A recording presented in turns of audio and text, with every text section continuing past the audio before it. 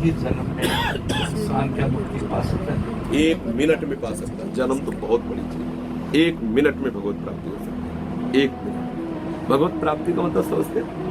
भगवत प्राप्ति का मतलब आज तक सुना है? भगवत प्राप्ति किसे कहते हैं? प्रभु को मिलना, प्रभु को पाना, प्रभु को मिलना। खास बात प्रभु से मिलना नहीं है, खास बात है शरीर संसार को भूलना है।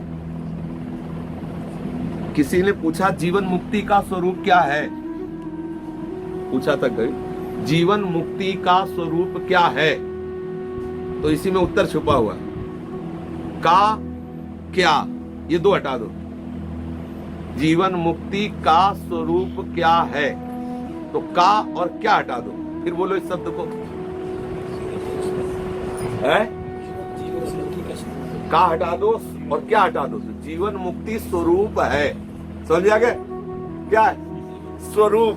जो हमारा आत्म स्वरूप है यही जीवन मुक्त है। ये सब भूल जाए, अपने स्वरूप में स्थित हो जाए, यही जीवन मुक्त है। उस प्रश्न में ही उत्तर। तो जैसे हम क्या मुक्ति हो सकती है, तो सही पूछो तो हम मुक्त हैं। केवल इतनी बात जाननी है। जहां बंधे हैं उस बंधन को छोड़ दो तो आप मुक्त ही हैं। भगवत प्राप्त भगवान है अभी इसी क्षण हमारे हृदय में। पर हम शरीर संसार में इतने फंस गए कि प्रभु को भूल गए। शरीर संसार को भूल जाओ तो बिना किसी चेष्टा के भगवत प्राप्त हो जाओगे। शरीर संसार को भूलने में आप कितने प्रवीण हो, बस ये बात देखना है।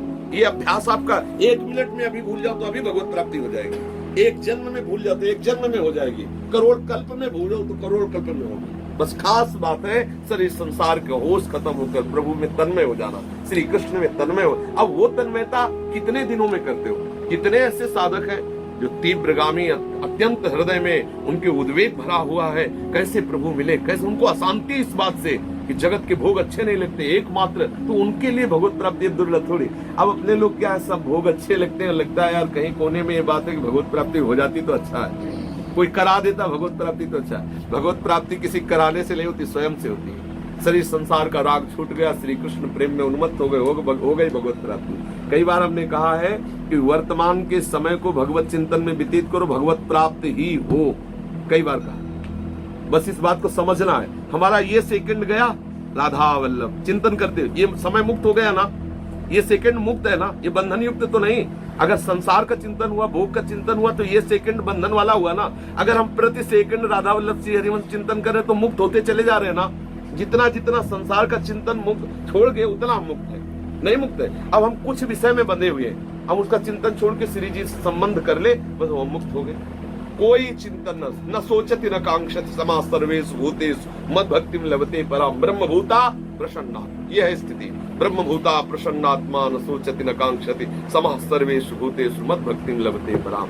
इसी के लिए हम सत्संग करते हैं, इसी के लिए गुरु चरणों का आश्रय लेते हैं कि गुरु कृपा प्रसाद से हमें बात समझ में आ जाए कि भगवत प्राप्ति हमें करनी। वस्तुतः भगवत प्राप्ति ही है, केवल संसार का चिंतन छूट जाए तो अनुभव में आ जाएगा।